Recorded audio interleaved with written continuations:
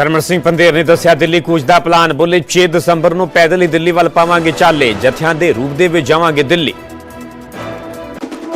Pathankot greenfield highway Delhi 666.81 crore रुपए की राशि जारी। दिल्ली अमृतसर कटड़ा एक्सप्रैसवे दे नाल बनेगा 12.34 किलोमीटर लंबा लिंक हाईवे। शहर को हैवी ट्रैफिक जाम तो मिलेगी निजात। हुण कैनेडा जाना होया होर महंगा। ट्रूडो सरकार ने स्टूडेंट्स के वर्क परमिट के लिए फीसां ते कीता इजाफा। अज तो लागू हुईयां नवीं दरां।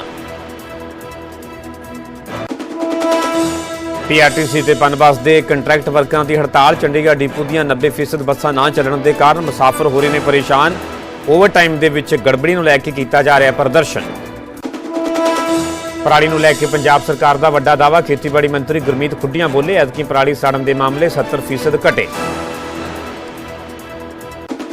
शिकागो दे विच 22 साला भारतीय स्टूडेंट का गोली मार के कतल। तेलंगाना का रहने वाला सी साई तेजा। MBA की पढ़ाई के नाल नाल पेट्रोल पंप ते करदा सी पार्ट टाइम जॉब।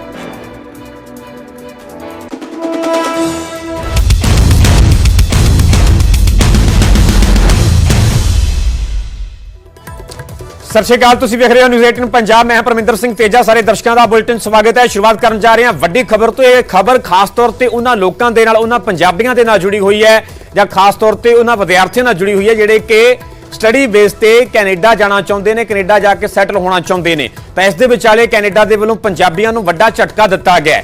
हुण कैनेडा जाना होर महंगा हो गया। कैनेडा ने स्टूडेंट्स के वर्क परमिट के लिए फीस बढ़ा दी है। पंजाबियों ते सख्ती का सब तो वध असर पवेगा। अज तो नवीं फीसां जो कि लागू भी हो गई ने। कैनेडा वापस जाने के लिए अधिकारित अर्जियां, अपराधिक मुड़ वसेबे दीयां अर्जियां अते अस्थाई निवासी परमिट यानी कि TRP इस दीयां अर्जियां शामिल ने। रिपोर्ट के मुताबिक कैनेडा दे विच 2023 विच 3,19,130 भारतीय विद्यार्थी पढ़ने के लिए आ गए सन। क्योंकि जो पंजाब का असीं जिक्र करते हैं तो पंजाब तो हुण तक की गल करिए तो वड्डी गिणती दे विच बहुत सारे अजे विद्यार्थी जिहड़े कि +2 तो बाद चाइल्ड्स करके स्टडी वीज़ा ते कैनेडा गए, कैनेडा दे विच जाके सैटल होए। कईयां दे सैटल होने दे विच कई रुकावटां भी जिहड़ियां अजे बणियां होईयां ने। पर इस दे विचाले जिहड़े कि नवें सिरे तो जिहड़े भी विद्यार्थी +2 तो बाद जां ग्रैजुएशन तो बाद स्टडी बेस ते कैनेडा जाना चाहुंदे ने तां उत्थे जाना हुण महंगा हो गया। क्योंकि सीधे तौर पर कैनेडा ने स्टूडेंट्स के वर्क परमिट के लिए फीस के विच वाधा कर दिता है। इस खबर से होर ज़्यादा जानकारी लिए साडे सहयोगी नीरज कुमार जुड़े हुए हैं। नीरज, अपने आप के एक होर वड्डा झटका खास तौर पर पंजाबियों के लिए वड्डा झटका कहा जा सकता है जिस तरीके नाल फीस के विच वाधा किया गया है। जेकर तुसीं होर जानकारी दे सको कि पहलां दे मुकाबले कितनी फीस वधाई गई है, कितना होर झटका लगेगा? देखिए, एप्लीकेशन फी कितनी हो इस बारे में अब तक कनाडा सरकार की तरफ से ये जानकारी नहीं दी गई है। लेकिन हाँ, ये फैसला जरूर ले लिया गया कि फी बढ़ाई जाएगी, चाहे विजिटर्स के हों, वर्कर्स के हों, और जो स्टूडेंट जाते हैं पढ़ाई करने के लिए उनके लिए। देखिए, अक्रॉस द बोर्ड ये फैसला कनाडा सरकार की तरफ से लिया गया है, लेकिन इमिग्रेशन पे असर पड़ेगा। और जो कनाडा में जाकर रहने वाले लोग हैं विभिन्न वजहों से अस्थायी तौर पे, उन पर एक भार बढ़ेगा जरूर। और भारत से जाने वाले लोग जो कनाडा के, खासकर पंजाब की बात करें, पंजाब से बहुत सारे लोग कनाडा में जाते हैं, तो उन पर एक बोझ बढ़ेगा, आर्थिक बोझ बढ़ेगा इस कनाडा सरकार के फैसले से। लेकिन मौजूदा मुद्दा नहीं है जिस पे राजनीति होनी चाहिए, लेकिन जब स्थिति बद से बदतर होती जा रही है और खुलेआम दिल्ली के अंदर सड़कों के ऊपर गोलियां चलने लगी हैं, ऐसा लगता है कि गैंगस्टर्स ने दिल्ली के ऊपर कब्जा कर लिया है, तो मुझसे चुप नहीं रहा गया और मैंने दिल्ली की कानून व्यवस्था के ऊपर कानून व्यवस्था को लेके सवाल खड़े करने चालू किए। मैं नांगलोई गया। नांगलोई में एक दुकान वाले के दुकान के बाहर 2 मोटरसाइकिल पे सवार व्यक्ति आए और उन्होंने धुआंधार गोलियां चलानी चालू की। मैं नांगलोई गया, मुझे नांगलोई जाने से बीजेपी का कार्यकर्ताओं ने रोका, मुझे रास्ते में रोक दिया, मुझे जाने नहीं दिया, पता नहीं क्यों। पूरे दिल्ली के अंदर आज बिजनेसमैन डर के माहौल में जी रहा है। उसे फिरौती की कॉल आती है, अगर वो फिरौती नहीं देता तो थोड़े दिन के बाद उसके दुकान के सामने शूट आउट हो जाता है, एक मैसेज देने के लिए, संदेश देने के लिए कि अगर तूने नहीं किया तो तेरे साथ कुछ भी हो सकता है। आज बिजनेसमैन को ये नहीं पता मैं सुरक्षा के लिए कहां जाऊं। कल मैं पंचशील एनक्लेव गया। पंचशील एनक्लेव में वो एक तरह से 64 साल देश का, दिल्ली का सबसे पॉश एरिया माना जाता है। वहां पे 64 साल के एक बुजुर्ग की निर्मम हत्या, चाकू गोद के उनकी निर्मम हत्या कर दी गई। सीनियर सिटीजन्स जो हमारे दिल्ली में बहुत हैं, बहुत सारे ऐसे बुजुर्ग हैं जिनके बच्चे बाहर चले गए पढ़ने के लिए, नौकरी करने के लिए, अकेले रहते हैं, वो आज दहशत के माहौल में जी रहे हैं। दिल्ली की महिलाएं दहशत के माहौल में जी रही हैं। कभी किसी के साथ ईव टीजिंग तो रोज का ही काम है, लेकिन कभी किसी का अपहरण हो जाता है, मर्डर हो जाता है, गैंगरेप हो जाता है। आज महिलाएं दहशत के माहौल में जी रही हैं। आज मैं तिलक नगर जा रहा हूं। तिलक नगर 2 दुकान वालों से मिलूंगा जिनकी दुकानों के बाहर शूट आउट किया गया। मैंने सोचा था ये सारे मुद्दे उठाऊंगा तो एक उम्मीद थी कि अमित शाह जी, आप सब लोग जानते हैं कि दिल्ली की शिक्षा, स्वास्थ्य, बिजली, पानी, ये चुनी हुई दिल्ली की सरकार आम आदमी पार्टी की सरकार के पास है। लेकिन दिल्ली की सुरक्षा, दिल्ली की कानून व्यवस्था, दिल्ली के लोगों की सुरक्षा जो है वो केंद्रीय गृह मंत्री के सीधे अंडर में आती है, अमित शाह जी के अंडर में आती है। तो मुझे उम्मीद थी कि मेरे मुद्दे उठाने पे अमित शाह जी कुछ कार्रवाई करेंगे। अमित शाह जी बलात्कारियों को पकड़ेंगे, अमित शाह जी गैंगस्टर्स को पकड़ेंगे, अमित शाह जी पुलिस को बोलेंगे कि इस तरह की घटनाएं अब नहीं होनी चाहिए। अमित शाह जी कठोर कदम उठाएंगे, ठोस कदम उठाएंगे, जिससे दिल्ली वासियों को कुछ सुकून मिलेगा। लेकिन इसकी बजाय हमने देखा कि कल मुझ पे हमला करवा दिया गया। मैं पदयात्रा में जा रहा था, मेरे ऊपर एक लिक्विड फेंका गया। वो लिक्विड हार्मलेस था, लेकिन वो हार्मफुल भी हो सकता था। कल हमारे एक एमएलए को गिरफ्तार कर लिया गया। उस एमएलए का कसूर यह था कि वो एमएलए भी इस किस्म के गैंगस्टर्स का विक्टिम था। उसके पास भी फिरौती की और अलग अलग तरह से गैंगस्टर्स की कॉल्स आ रही थी। आज से 1.5-2 साल पहले उसके पास कई सारी कॉल्स आई, जिसकी बाकायदा उसने लिखित शिकायत दिल्ली पुलिस को की कि मेरे पास कपिल सांगवान उर्फ नंदू नाम के गैंगस्टर की बार बार कॉल्स आ रही हैं, मुझे धमकियां मिल रही हैं, मेरे परिवार को धमकियां मिल रही हैं, मुझे उनसे बचाइए। मैं उनके एक कंप्लेंट, आप उनकी कंप्लेंट सुनोगे तो आपका भी दिल पसीज जाएगा। जो उन्होंने पुलिस को कंप्लेन की है, मैं उस कंप्लेन के कुछ हिस्से पढ़ के सुनाना चाहता हूँ। ये कंप्लेन उन्होंने की है धालीवाल साहब, जो कि स्पेशल कमिश्नर ऑफ पुलिस हैं, उनको कंप्लेन की है। सब्जेक्ट है complaint against Shri Kapil Sangwan alias Nandu of Nandu gang and his brother for extending threats of life for the purpose of extortion. इसमें वो लिखते हैं ऑन 23 May 2023, आज से 1.5 साल पहले, I received a WhatsApp call from mobile number so and so and also from mobile number so and so from a person who introduced himself as Kapil Sangwan alias Nandu of Nandu gang, and in the said call he threatened to follow his commands and dictates, failing which he will kill me and my family. To instill serious fear in my mind, he even disclosed the whereabouts of my son. उसने बताया कि तेरा बेटा इस वक्त यहाँ है, अगर तू हमारी बात नहीं मानेगा तो तेरे बेटे के साथ कुछ भी हो सकता। He even disclosed the whereabouts of my son who is living abroad and also disclosed whereabouts of my other family members. Since then he has called me around 35 to 40 times from the said mobile numbers for the purpose of threatening and extortion. Kapil Sangwan alias Nandu further threatened that he has been giving threats and extortion calls to his potential targets to extract money from them, for which he wants me to act as per his dictates and commands to collect money from his potential targets and hand over to his men.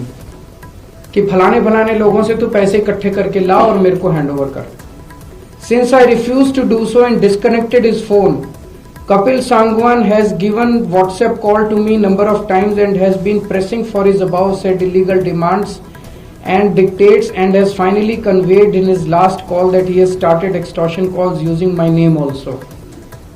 In planning of extortion from his potential targets, Kapil Sangwan wants me to contact his potential targets to convey message of extortion for demand of money and to collect extortion money from his targets. He has also been threatening that if I further refuse to do so, he will instruct his gang members to eliminate me and my family. I have clearly refused to follow the said illegal dictates and have finally decided to bring the matter to your knowledge to protect the potential targets from the illegal acts of said persons. बड़ी लंबी चिट्ठी है, मैंने कुछ portions पढ़ के सुनाए हैं। एमएलए नरेश बालियान कपिल सांगवान उर्फ नंदू का विक्टिम है। वहां से उनको इस तरह की कई धमकियां आई और उन्होंने, ये मैंने एक ही चिट्ठी पढ़ी है, उन्होंने कई चिट्ठियां दिल्ली पुलिस को लिखी कि इसके ऊपर कार्रवाई की जाए, मुझे लगातार धमकियां आ रही हैं। उस पे कार्रवाई करने की बजाय कल दिल्ली पुलिस ने नरेश बालियान को गिरफ्तार कर लिया। कल मेरे ऊपर हमला कराया गया।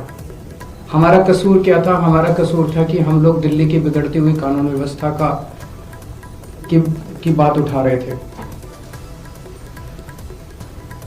कल नरेश बालियान की गिरफ्तारी से अमित शाह जी ने दिल्ली की जनता को क्या संदेश दिया है? उन्होंने सीधा सीधा संदेश दिया है कि अगर तुमने कंप्लेन करने की कोशिश करी, अगर तुम्हारे साथ कुछ भी होता है और तुमने कंप्लेन करी, तो तुम्हें ही, तुम्हारे ऊपर हमला भी कराया जा सकता है, तुम्हें गिरफ्तार भी किया जा सकता है। कंप्लेन करने की हिम्मत मत करना। ये सीधा सीधा मैसेज है। गैंगस्टर्स को क्या संदेश दिया अमित शाह जी ने?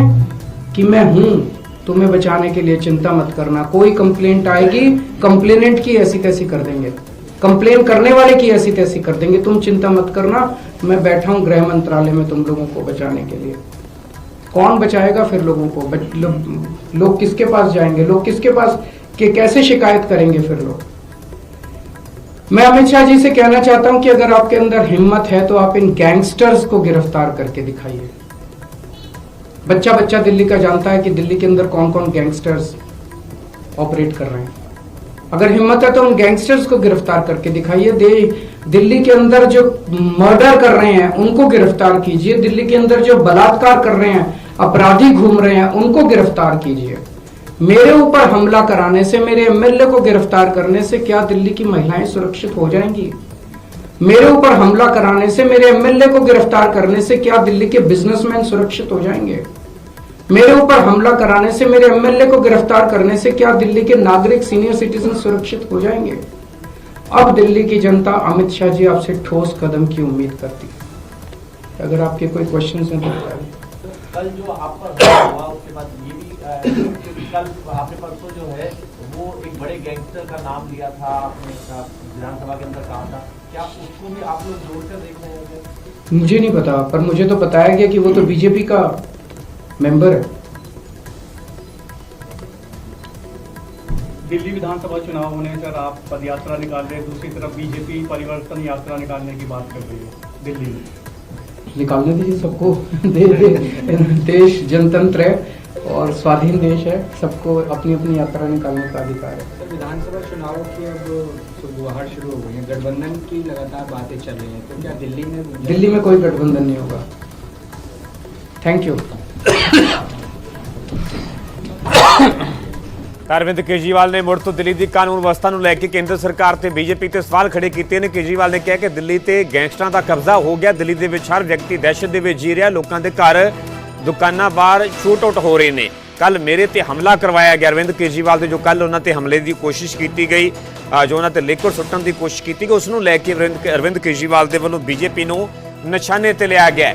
ਤਾਂ ਦਿੱਲੀ ਦੇ ਵਿਧਾਨ ਸਭਾ ਚੋਣਾਂ ਤੋਂ ਪਹਿਲਾਂ ਕਾਨੂੰਨ ਵਿਵਸਥਾ ਦੇ ਮੁੱਦੇ ਤੇ ਸਿਆਸਤ ਭਖਦੀ ਹੋਈ ਨਜ਼ਰ ਆ ਰਹੀ।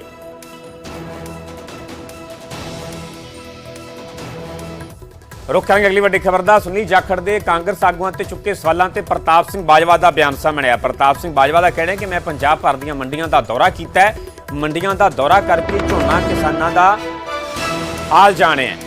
ਮੰਡੀਆਂ ਦਾ ਦੌਰਾ ਕਰਕੇ ਉਹਨਾਂ ਦੇ ਵੱਲੋਂ ਮੰਡੀਆਂ ਦੇ ਵਿੱਚ ਕਿਸਾਨਾਂ ਦਾ ਹਾਲ ਜਾਣਿਆ ਗਿਆ। ਪ੍ਰਤਾਪ ਸਿੰਘ ਬਾਜਵਾ ਨੇ ਵੱਡਾ ਬਿਆਨ ਦਿੱਤਾ। ਦਿੱਲੀ ਦੇ ਵਿੱਚ ਪ੍ਰੈਸ ਕਾਨਫਰੰਸ ਕਰਕੇ ਕਿਸਾਨਾਂ ਦਾ ਮੁੱਦਾ ਚੁੱਕਿਆ ਗਿਆ। ਉਹਨਾਂ ਨੇ ਕਿਹਾ ਦਰਅਸਲ ਕੱਲ ਸੁਨੀਲ ਜਾਖੜ ਨੇ ਕਾਂਗਰਸ ਆਗੂਆਂ ਤੇ ਸਵਾਲ ਚੁੱਕੇ ਸਨ। ਸੁਨੀਲ ਜਾਖੜ ਨੇ ਕਿਹਾ ਸੀ ਕਿ ਕਾਂਗਰਸ ਦੇ ਆਗੂ ਤੇ ਸੰਸਦ ਕਿਸਾਨਾਂ ਦੀ ਆਵਾਜ਼ ਨਹੀਂ ਚੁੱਕ ਰਹੇ। ਉਸ ਤੋਂ ਬਾਅਦ ਹੀ ਪ੍ਰਤਾਪ ਸਿੰਘ ਬਾਜਵਾ ਦੇ ਵੱਲੋਂ ਜਵਾਬ ਦਿੱਤਾ ਗਿਆ। ਉਹਨਾਂ ਨੇ ਟਵੀਟ ਕਰਦੇ ਲਿਖਿਆ ਕਿ ਸੁਨੀਲ ਜਾਖੜ ਜੀ ਤੁਸੀਂ ਗਲਤ ਹੋ। ਮੈਂ ਮੰਡੀਆਂ ਦਾ ਦੌਰਾ ਨਾ ਕਰਨ ਵਾਲੇ ਆਗੂਆਂ ਬਾਰੇ ਤੁਹਾਡੇ ਬਿਆਨ ਨੂੰ ਸਹੀ ਕਰ ਦੇਵਾਂ। ਮੈਂ ਝੋਨਾ ਉਤਪਾਦਕਾਂ ਦੀ ਦੁਰਦਸ਼ਾ ਦੇਖਣ ਦੇ ਲਈ ਸੀਐਮ ਭਗਵੰਤ ਮਾਨ ਦੇ ਹਲਕੇ ਧੂਰੀ ਸਮੇਤ ਪੰਜਾਬ ਭਰ ਦੀਆਂ ਮੰਡੀਆਂ ਦਾ ਦੌਰਾ ਕੀਤਾ। ਮੈਂ ਦਿੱਲੀ ਵਿੱਚ ਇੱਕ ਪ੍ਰੈਸ ਕਾਨਫਰੰਸ ਵਿੱਚ ਇਹਨਾਂ ਮੁੱਦਿਆਂ ਨੂੰ ਸੰਬੋਧਨ ਕਰਕੇ ਵੱਡੇ ਪਲੇਟਫਾਰਮ ਤੇ ਇਹ ਮੁੱਦਾ ਚੁੱਕਿਆ ਸੀ। ਮੈਂ ਤੁਹਾਡੇ ਨਾਲ ਸਹਿਮਤ ਹਾਂ ਕਿ ਪੰਜਾਬ ਅਤੇ ਪੰਜਾਬੀਅਤ ਦੇ ਸਿਪਾਹੀ ਹੋਣ ਦੇ ਨਾਤੇ ਇਹ ਯਕੀਨੀ ਬਣਾਉਣਾ ਸਾਡੀ ਸਮੂਹਿਕ ਜ਼ਿੰਮੇਵਾਰੀ ਹੈ ਕਿ ਕਿਸੇ ਵੀ ਕਿਸਾਨ ਦੀ ਆਵਾਜ਼ ਦੱਬੀ ਨਾ ਰਹਿ ਜਾਵੇ। ਤਾਂ ਪ੍ਰਤਾਪ ਸਿੰਘ ਬਾਜਵਾ ਦੇ ਵੱਲੋਂ ਟਵੀਟ ਕਰਦੇ ਹੋਏ ਸੁਨੀਲ ਜਾਖੜ ਨੂੰ ਜਵਾਬ ਦਿੱਤਾ ਗਿਆ। ਦਰਅਸਲ ਸੁਨੀਲ ਜਾਖੜ ਦੇ ਵੱਲੋਂ ਇੱਕ ਬਕਾਇਦਾ ਵੀਡੀਓ ਜੋ ਕਿ ਸੋਸ਼ਲ ਮੀਡੀਆ ਤੇ ਉਹਨਾਂ ਦੇ ਵੱਲੋਂ ਪੋਸਟ ਕੀਤੀ ਜਾਂਦੀ ਹੈ, ਉਸ ਦੇ ਵਿੱਚ ਸਿੱਧੇ ਤੌਰ ਤੇ ਕਿਸਾਨੀ ਮੁੱਦੇ ਨੂੰ ਲੈ ਕੇ ਕਾਂਗਰਸ ਨੂੰ ਵੀ ਆਮ ਆਦਮੀ ਪਾਰਟੀ ਨੂੰ ਉਹਨਾਂ ਦੇ ਵੱਲੋਂ ਨਿਸ਼ਾਨੇ ਤੇ ਲਿਆ ਜਾਂਦਾ ਹੈ। ਤੇ ਉਸ ਦੇ ਬਾਅਦ ਹੀ ਹੁਣ ਕਾਂਗਰਸ ਪਾਰਟੀ ਦੇ ਸੀਨੀਅਰ ਲੀਡਰ ਤੇ ਵਿਰੋਧੀ ਧਿਰ ਦੇ ਆਗੂ ਪ੍ਰਤਾਪ ਸਿੰਘ ਬਾਜਵਾ ਦਾ ਇਹ ਬਿਆਨ ਸਾਹਮਣੇ ਆਇਆ। ਉਹਨਾਂ ਦਾ ਕਹਿਣਾ ਹੈ ਕਿ ਮੈਂ ਪੰਜਾਬ ਭਰ ਦੀਆਂ ਮੰਡੀਆਂ ਦਾ ਦੌਰਾ ਕੀਤਾ, ਮੰਡੀਆਂ ਦਾ ਦੌਰਾ ਕਰਕੇ ਝੋਨਾ ਕਿਸਾਨਾਂ ਦਾ ਹਾਲ ਜਾਣਿਆ। ਦਿੱਲੀ ਦੇ ਵਿੱਚ ਪ੍ਰੈਸ ਕਾਨਫਰੰਸ ਕਰਕੇ ਕਿਸਾਨਾਂ ਦਾ ਮੁੱਦਾ ਚੁੱਕਿਆ ਗਿਆ। ਦਰਅਸਲ ਇਸ ਤੋਂ ਪਹਿਲਾਂ ਸੁਨੀਲ ਜਾਖੜ ਦੇ ਵੱਲੋਂ ਜੋ ਕਿ ਕਾਂਗਰਸੀ ਆਗੂਆਂ ਤੇ ਸਵਾਲ ਚੁੱਕੇ ਗਏ ਸਨ। ਸੁਨੀਲ ਜਾਖੜ ਦੇ ਵੱਲੋਂ ਕਿਹਾ ਗਿਆ ਸੀਗਾ ਕਿ ਕਾਂਗਰਸ ਦੇ ਆਗੂ ਤੇ ਸੰਸਦ ਕਿਸਾਨਾਂ ਦੀ ਆਵਾਜ਼ ਨਹੀਂ ਚੁੱਕ ਰਹੇ। ਤੇ ਉਸ ਤੋਂ ਬਾਅਦ ਹੀ ਪ੍ਰਤਾਪ ਸਿੰਘ ਬਾਜਵਾ ਦੇ ਵੱਲੋਂ ਇਹ ਟਵੀਟ ਕਰਦੇ ਹੋਏ ਸੁਨੀਲ ਜਾਖੜ ਨੂੰ ਜਵਾਬ ਦਿੱਤਾ ਗਿਆ।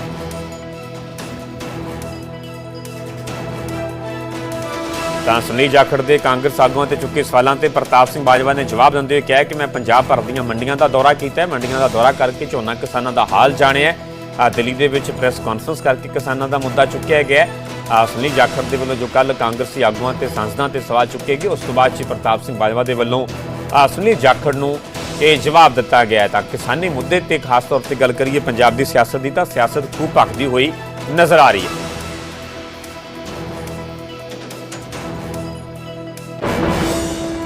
ਅੱਗੇ ਵਧਾਂਗੇ ਤੇ ਗੱਲ ਕਰਾਂਗੇ ਸੰਭਲ ਹਿੰਸਾ ਦੀ ਨਿਆਇਕ ਜਾਂਚ ਤੇਜ਼ ਕਰ ਦਿੱਤੀ ਹੈ। ਨਿਆਇਕ ਆਯੋਗ ਦੀ 3 ਮੈਂਬਰੀ ਟੀਮ ਇਹ ਪੂਰੇ ਮਾਮਲੇ ਦੀ ਜਾਂਚ ਕਰ ਰਹੀ ਹੈ। ਸੰਭਲ ਦੇ ਕਮਿਸ਼ਨਰ, DIG, SP ਅਤੇ DME ਮੌਜੂਦ ਨੇ। ਸੰਭਲ ਹਿੰਸਾ ਵਾਲੀ ਥਾਂ ਦਾ ਟੀਮ ਦੇ ਵੱਲੋਂ ਦੌਰਾ ਕੀਤਾ ਜਾ ਰਿਹਾ ਹੈ। 2 ਮਹੀਨਿਆਂ ਦੇ ਵਿੱਚ ਰਿਪੋਰਟ ਸੌਂਪੀ ਜਾਵੇਗੀ। ਨਿਆਇਕ ਆਯੋਗ ਦੀ ਟੀਮ ਦੇ ਵੱਲੋਂ ਮਸਜਿਦ ਸਰਵੇ ਦੇ ਦੌਰਾਨ ਦਰਅਸਲ 24 ਨਵੰਬਰ ਨੂੰ ਇਹ ਪੂਰੀ ਹਿੰਸਾ ਹੋਈ ਸੀ। ਉਸ ਤੋਂ ਬਾਅਦ ਪਿਛਲੇ ਦਿਨੀ ਇੱਕ ਵੀਡੀਓ ਵੀ ਸਾਹਮਣੇ ਜਿਸ ਦੇ ਵਿੱਚ ਘਰਾਂ ਦੀਆਂ ਛੱਤਾਂ ਤੇ ਕੁਝ ਮਹਿਲਾਵਾਂ ਨਜ਼ਰ ਆਈਆਂ, ਜਿਨ੍ਹਾਂ ਦੇ ਵੱਲੋਂ ਪੁਲਿਸ ਪਾਰਟੀ ਤੇ ਪਥਰਾਅ ਵੀ ਕੀਤਾ ਗਿਆ, ਪੱਥਰਬਾਜ਼ੀ ਕੀਤੀ ਗਈ।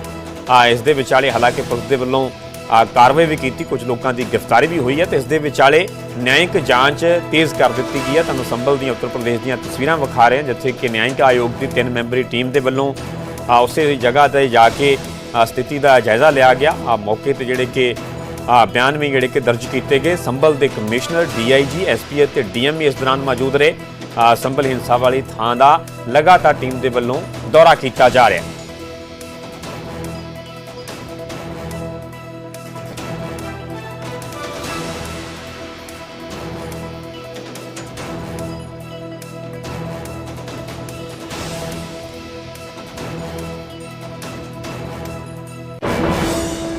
रुख करेंगे अगली खबर का। पठानकोट 4 ਤੇ 6 ਲੇਨ ਗ੍ਰੀਨਫੀਲਡ ਹਾਈਵੇ ਦੇ ਲਈ ਰਾਸ਼ੀ ਜਾਰੀ ਕਰ ਦਿੱਤੀ ਗਈ ਹੈ। ਕੇਂਦਰ ਸਰਕਾਰ ਦੇ ਵੱਲੋਂ 666.81 ਕਰੋੜ ਰੁਪਏ ਦੀ ਰਾਸ਼ੀ ਜਾਰੀ ਕੀਤੀ ਗਈ ਹੈ। ਪਠਾਨਕੋਟ ਦੇ ਵਿੱਚ 12.34 ਕਿਲੋਮੀਟਰ ਲੰਬਾ ਹਾਈਵੇ ਬਣੇਗਾ। ਤਲਵਾੜਾ ਜੱਟਾਂ ਪਿੰਡ ਨੂੰ ਗੋਬਿੰਦਸਰ ਪਿੰਡ ਦੇ ਨਾਲ ਜੋੜਿਆ ਜਾਵੇਗਾ। ਦਿੱਲੀ ਅੰਮ੍ਰਿਤਸਰ ਕਟੜਾ ਐਕਸਪ੍ਰੈਸ ਵੇ ਦੇ ਨਾਲ ਇਹ ਲਿੰਕ ਹੋਵੇਗਾ। ਹਾਈਵੇ ਦੇ ਨਾਲ ਪਠਾਨਕੋਟ ਨੂੰ ਹੈਵੀ ਟ੍ਰੈਫਿਕ ਜਾਮ ਤੋਂ ਨਿਜਾਤ ਮਿਲੇਗੀ। ਪਠਾਨਕੋਟ ਲਿੰਕ ਰੋਡ ਜੰਮੂ ਕਸ਼ਮੀਰ ਦੇ ਵਿੱਚ NH44, ਦਿੱਲੀ ਤੋਂ ਸ਼੍ਰੀਨਗਰ NH54, ਅੰਮ੍ਰਿਤਸਰ ਤੋਂ ਪਠਾਨਕੋਟ ਅਤੇ ਨਿਰਮਾਣ ਦੇ ਅਧੀਨ ਦਿੱਲੀ ਤੋਂ ਅੰਮ੍ਰਿਤਸਰ ਕਟੜਾ ਐਕਸਪ੍ਰੈਸ ਵੇ ਪੈਕੇਜ 14 ਵਿਚਕਾਰ ਇੱਕ ਮਹੱਤਵਪੂਰਨ ਕਨੈਕਟਰ ਵਜੋਂ ਕੰਮ ਕਰੇਗੀ। ਹਾਈਵੇ ਦੇ ਨਾਲ 1 ਘੰਟੇ ਦੀ ਯਾਤਰਾ ਸਿਰਫ 20 ਮਿੰਟ ਦੇ ਵਿੱਚ ਹੀ ਤੈਅ ਹੋਵੇਗੀ।